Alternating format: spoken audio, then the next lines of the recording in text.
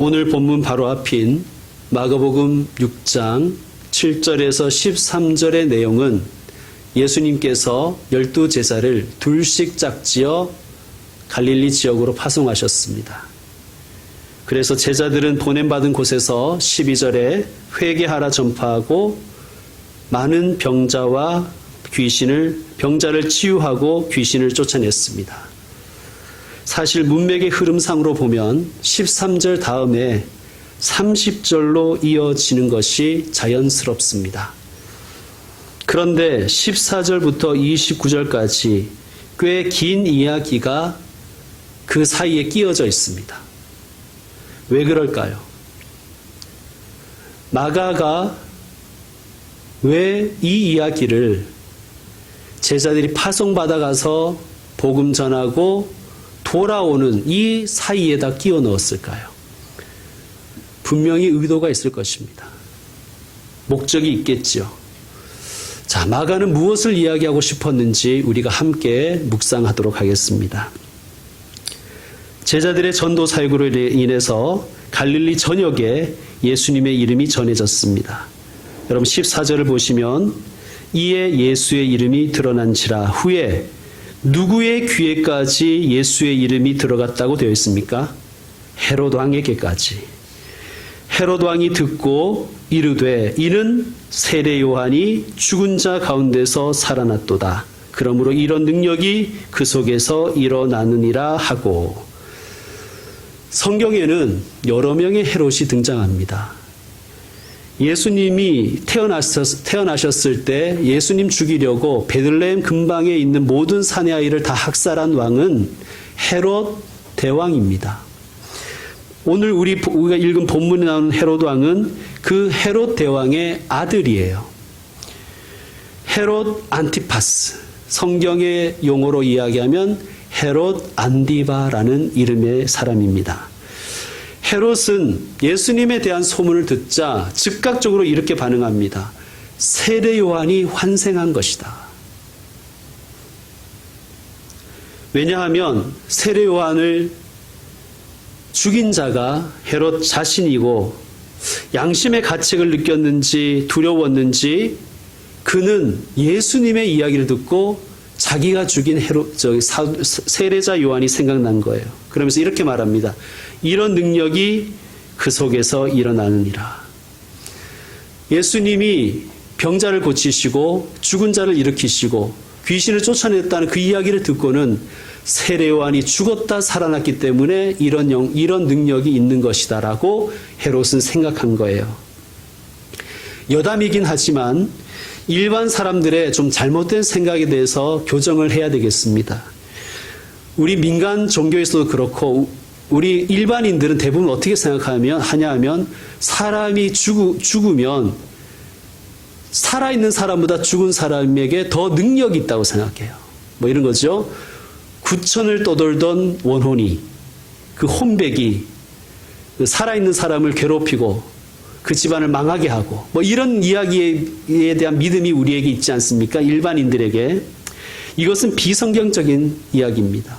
성경은 한결같이 뭘 가르치냐면 죽은 자는 능력이 없다는 것을 가르쳐요. 생명이 능력이에요. 생명 있는 자, 살아있는 자가 능력인 것입니다.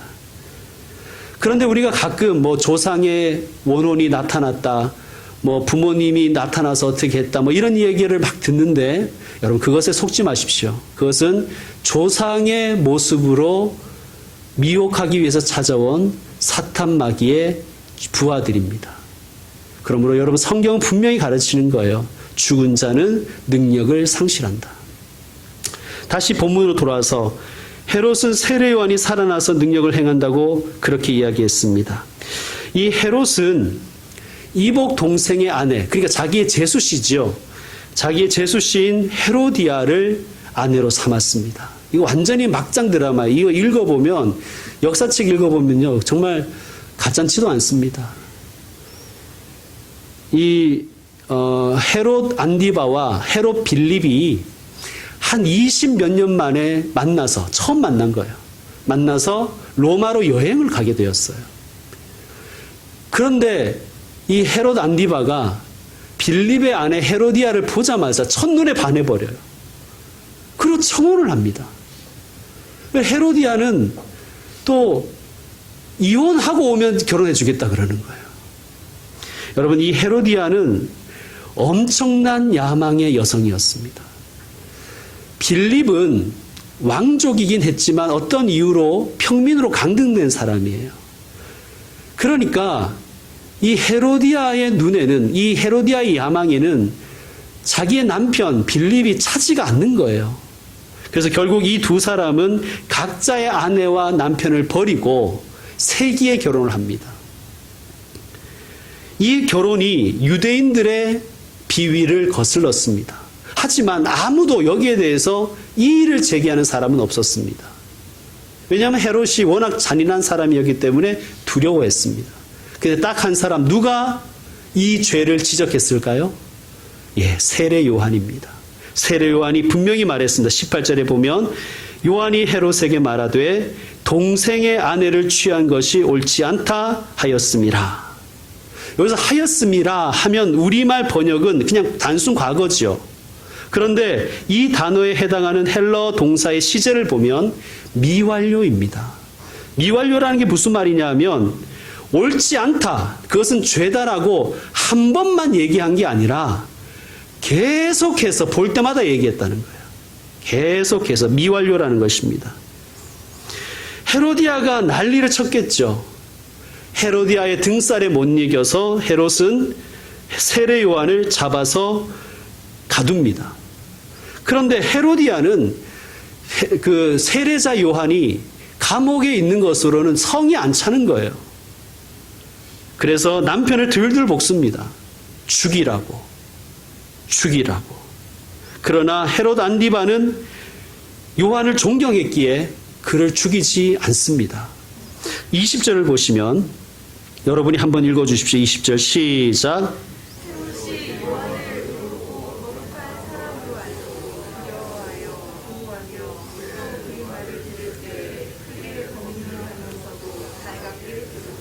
아멘. 세 번역이 이렇게 번역했습니다. 그의 말을 들으면 몹시 괴로워하면서도 오히려 달게 들었기 때문이다. 그러니까 이 헤롯이 감옥에 갇힌 요한을 자주 불러서 말씀을 들었어요. 그런데 그 말씀을 들으면서 죄를 지적받아서 때로 괴롭고 번민하기도 했지만 때로는 그 말씀이 너무 달아서 달게 들었다는 거예요. 그런데 중요한 것은 말씀을 자신에게 적용하지 않았어요. 자기의 삶에 그 말씀을 적용하지 않고 그의 삶은 전혀 변하지 않았다는 사실입니다. 여기서 우리에게 중요한 교훈이 있습니다. 여러분, 우리는 어떻습니까? 때로 우리가 하나님 말씀 들을 때 양심의 가책을 느낄 때가 있잖아요. 가슴에 찔릴 때가 있잖아요. 양심이 찔릴 때가 있잖아요. 그럼 우리가 어떻게 해야 돼요? 회개하고 또 그 말씀을 내 삶에 적용해야 되지 않습니까? 또 우리가 하나님 말씀을 들을 때 아주 달게 들을 때가 있어요. 그래서 말씀이 꿀송이보다 달구나 하는 말씀이 이런 것이구나 라고 깨달을 때가 있습니다. 그러면 어떻게 해야 됩니까? 그 말씀을 내 삶에 적용해야 되지요. 그런데 우리도 헤롯처럼 그냥 찔리는 것으로 끝내고 그냥 달구나 이렇게 듣고 마는 경우가 너무나 많다는 사실입니다. 우리 스스로도 반성하고 회개해야 될 것입니다. 자, 그러면 왜 그럴까요? 헤롯은 아마 부인 핑계를 댔을 것입니다. 저는 당신을 풀어주고 싶지만 아내가 반대합니다. 여러분, 우리는 하나님의 말씀을 듣고도 때로는 나를 괴롭게 하는 말씀, 때로는 나를 달게 하는 말씀을 듣고도 왜 적용하지 않고 삶에 대입하지 않냐 하면 자꾸 남 핑계를 대는 거예요. 부인 때문입니다. 남편 때문입니다. 혹은 부모 때문입니다. 혹은 자식 때문입니다. 친구 때문에, 직장 상사 때문에 말씀대로 살지 못한다고 이야기합니다. 성도 여러분, 우리가 잘 알지 않습니까? 이건 다 비겁한 변명이에요. 남 탓하지 마십시오. 나에게 주신 하나님의 말씀을 실천하지 못하는 것은 내 영적 연약함과 우유부단함 때문이에요. 제가 우유부단함이라고 좋게 말씀드렸지 노골적으로 말씀드리면 하나님 앞에서 양다리 걸치고 사는 거예요. 하나님께 한 발, 세상에서 한 발. 이렇게 사는 것이 쉽지 않은 것입니다. 왜냐하면 죄가 주는 쾌락이 있잖아요. 죄가 주는 그 쾌락. 그걸 잃어버리고 싶지 않은 거예요. 때로 말씀 들으면 눈물 나고 때로 말씀 들으면 기쁘고 이런 것들이 내 속에서 역사하지만 죄도 계속 짓고 싶은 거예요. 죄를 계속 지우려고 교회 다니는 사람도 있어요. 양심의 가치를 조금씩 덜어내려고. 여러분, 울고 싶은데 빤 때려준다고 나는 하나님의 말씀을 듣고 감명받았는데 아내와 남편이, 자식이, 부모가, 친구가, 상사가 펄펄 뛰며 반대하고 때론 눈물로 호소하고 반대급부를 제공하기 때문에 나는 말씀대로 안 산다는 거, 못 산다는 거죠. 성도 여러분, 우리 자신을 돌아봅시다. 여러분, 하나님 주신 말씀 한번 삶에 적용해 보시죠. 그냥 따지지 말고 내 삶에 그대로 한번 적용해 보시죠. 내 마음에 양심의 가책이 있을 때 무릎 꿇고 회개하고 그 죄를 한번 버려보십시오. 하나님 말씀 듣고 하나님 말씀이 너무 달고 은혜 받았을 때 그냥 그것으로 끝내지 마시고 그냥 한번 실천해 보십시오. 하나님께서 복을 주시나 안 주시나. 결국 어떻게 되었습니까? 그는 세례 요한을 죽입니다. 끔찍한 짓을 하지요. 21절을 보면 이렇게 되어 있어요. 마침 기회가 좋은 날이 왔으니. 어떤 기회입니까? 19절에 보면 헤로디아가 요한을 원수로 여겨 죽이고자 하되 하지 못했는데 21절 마침 기회가 좋은 날이 왔다는 거예요. 여러분, 인간이 이렇게 악한 거예요. 매일매일 착한 계획 세우고 하나님의 영광을 위해서 살려고 매일매일 계획을 세워도 못하는 판인데 우리가 저놈을 죽여야지. 저 새끼를 언제나 내가 확 죽여버려야 되는데 그걸 그냥 호시탄도 노렸다는 거예요. 그러니까 마침 또 죄 지을 기회가 온 거예요. 희한하죠. 여러분, 요나가요 니느웨로 가라는 하나님의 명령을 듣고 싫어서 다시스로 가는, 그러니까 니느웨는 이라크라면 다시스는 스페인이에요. 지중해에 있는 항구에 가서 다시스로 가는 배를 타려고 갔는데 이렇게 돼 있어. 성경 보면 마침 다시스로 가는 배가 있더라. 희한하죠. 내가 죄 지으려고 하면 막 벼락치고 막 배탈이 나고 구토가 나고요. 막 얼굴에 여드름이 막 나고 막 이러면 아이고 하나님이 나를 못하게 하신 게 죄구나. 이게 깨닫는데 죄 지으려고 계획을 세우다 보니까 기가 막힌 타이밍이 딱 걸리는 거예요. 여러분, 우리의 마음의 계획과 생각대로 됩니다. 하나님께 영광 올려드리려고 마음 계획하고 생각한 자에게는 하나님께 영광 올려드릴 기회가 올 것입니다. 근데 어떻게든지 그냥 게으름 피우고 어떻게든지 뒤에서 빠지고 어떻게든지 안 하려고 하면 희한하게 안 할 수 있는 핑계들이 얼마나 많이 생기는지 몰라요. 그렇지 않습니까? 자, 이 여자에게 기회가 왔습니다. 헤롯의 생일 잔치에 대신들과 천부장들, 이 천부장들은 로마 군인들이겠죠. 천부장들과 갈릴리의 귀인들이 초청을 받아왔습니다. 여러분, 어쩌면요, 이 갈릴리라는 지역을 다스리는 자들이 어떤 자들인지를 우리가 알면 그 땅에서 살아가는 사람들이 아픈 게 어쩌면 당연할지도 몰라요. 이 사람들이 얼마나 악한 사람들이냐 하면 세례 요한의 그 죽음에 다 직접적으로 간접적으로 방조하며 동참하고 있잖아요. 이런 사람들이 다스리는 세상이 어떻게 병들지 않겠습니까? 자, 헤로디아의 딸이 춤을 춥니다. 어떤 댄스를 했는지 우리는 모르겠지만 어쨌든 파티 참석자들이 막 기뻐해요. 즐거워합니다. 아버지 기분이 좋아요. 헤로드 왕이 딸에게 허세를 부리는 거예요. 딸아, 무엇이든지 내게 원하는 것을 구하라. 내가 주리라. 23절을 보면 무엇이든지 내게 구하라. 내 나라의 절반까지도 너에게 주겠다. 허세를 부리는 것이죠.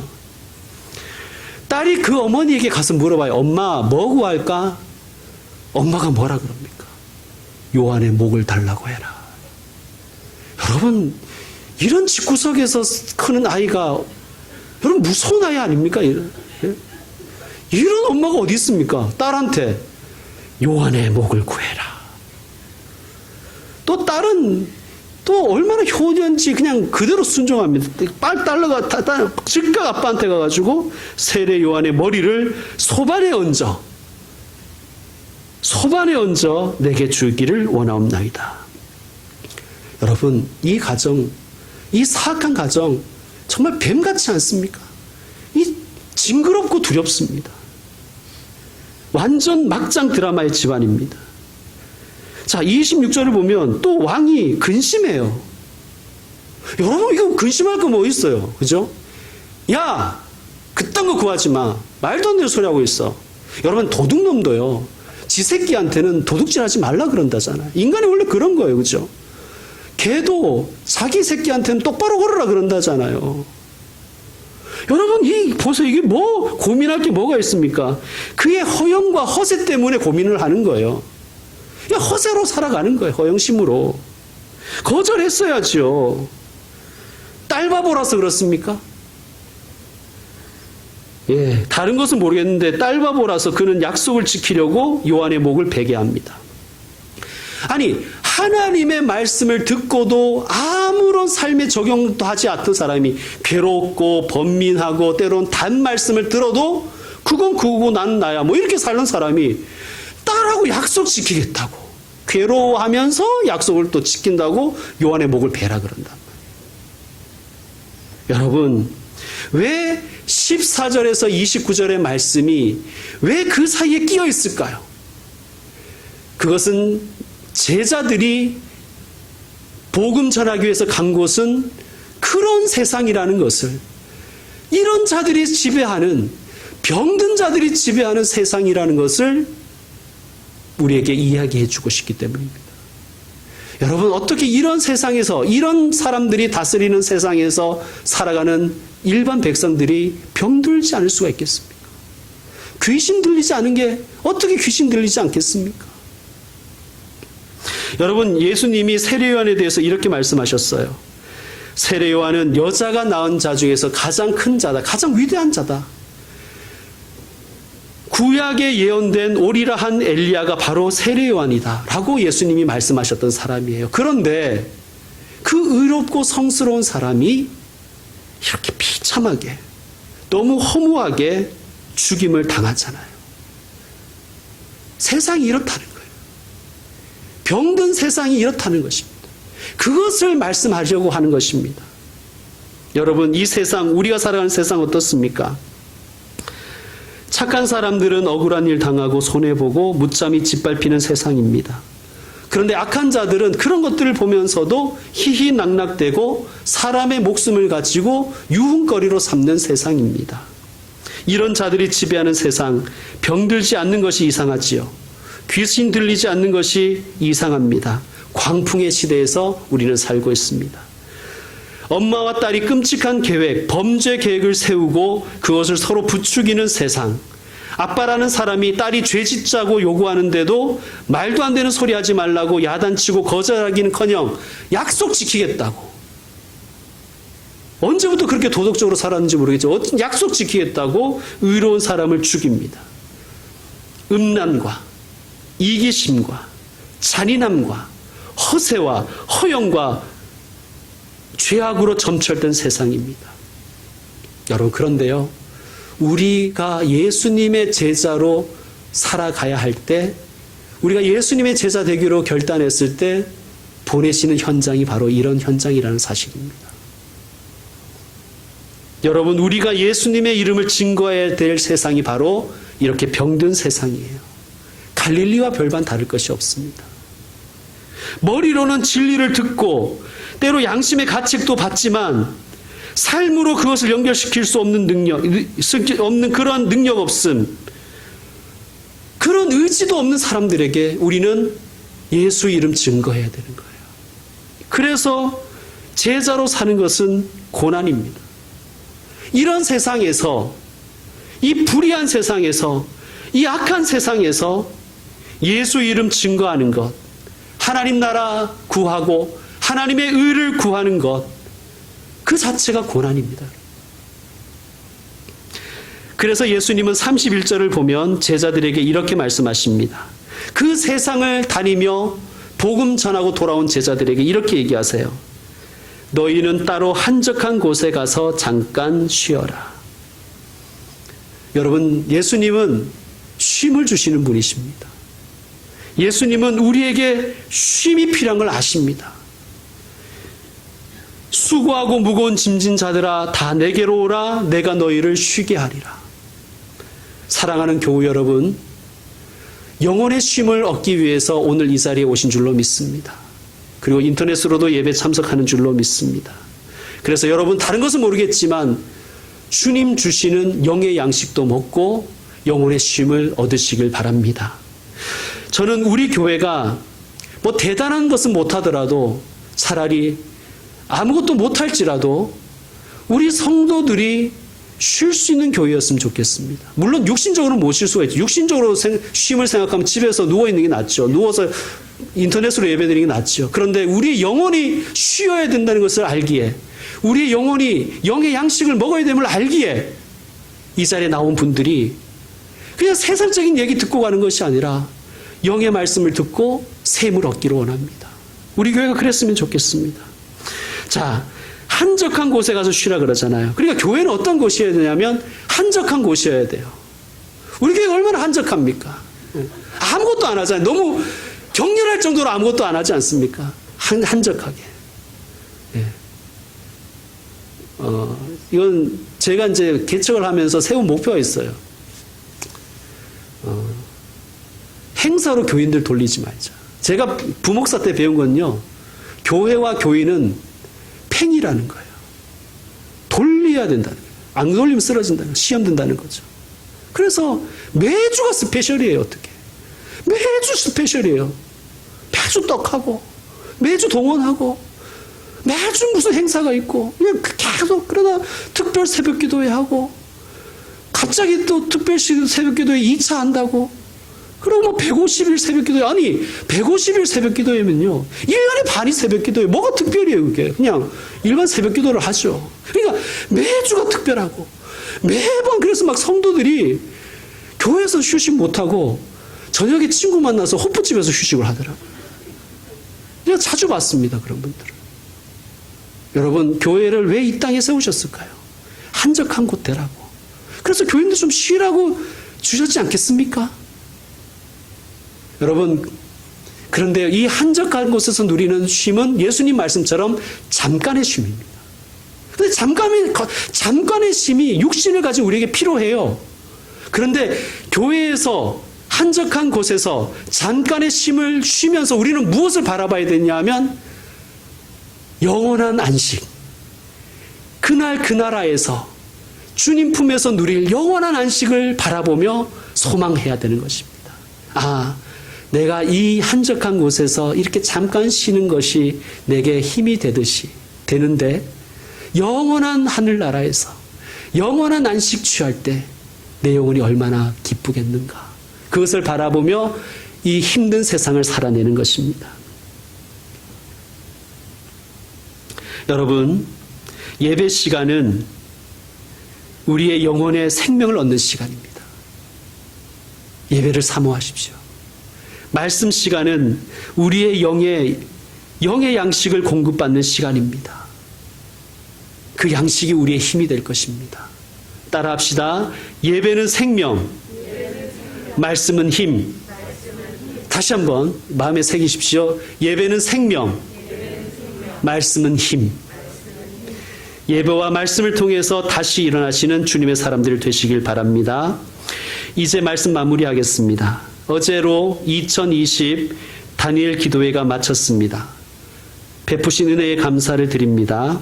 지난 금요일에 정윤선 대표라는 분의 간증 제목이 하나님은 늘 옳습니다 였습니다. 하나님은 늘 옳습니다. 여러분, 세상 속에서, 병든 세상 속에서 예수님의 사람으로, 예수님의 제자로 살다 보면요, 하나님이 옳은 것 같지 않아요. 하나님, 정말 이건 아니잖아요. 하나님 다스리는 세상이 어떻게 이럴 수가 있습니까? 의로운 자는 당하고, 경건한 사람은 손해보고, 불의한 자는 지배하고 군림하고 희희낙낙대는 세상. 하나님, 이건 아닙니다. 우리가 그렇게 하나님께 항변할 때가 있습니다. 그런데요, 이 고통스러운 기도를 드리는 주님의 제자는 반드시 답을 얻을 것입니다. 아, 병든 세상에 치유자가 필요하구나. 이 병든 세상에 구원자가 필요하구나.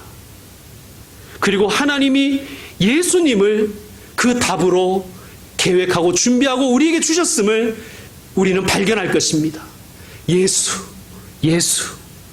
여러분, 세상에는 치유자가 없습니다. 세상에는 구원자가 없습니다. 예수님만이 구원자이시고 예수님만이 치유자이심을 우리는 믿습니다. 이것을 깨달은 제자는 그 순간에 하나님께 고백하는 것입니다. 하나님은 늘 옳습니다. 이것이 주님께서 제자들을 이리가 가득한 세상에, 병든 세상에 파송하시는 이유입니다. 이것을 알게 하시기 바랍니다. 예수님만이 우리의 답이 되심을 발견하게 하시기 위해서 우리를 세상 속에 보내시는 거예요. 그래서 결국 우리들은 그 현장에서 하나님은 여기에서도 이때에도 옳으십니다 고백하게 하실 것입니다. 사랑하는 성도 여러분, 이 병든 세상 예수님의 제자로 살아가는 것 참으로 고달프지만 그때마다 예수 그 이름을 붙드십시오. 예수 그 이름을 의지하십시오. 그럴 때 우리에게 완전한 치유와 회복과 구원을 주실 것입니다. 우리 한 주간을 살아가면서, 아니 우리 일생을 살아가면서 예수님 이름 부르며 우리의 삶의 자리에서 예수의 제자로서 살아내는 저와 여러분 되시기를 주님의 이름으로 축원합니다. 기도하겠습니다.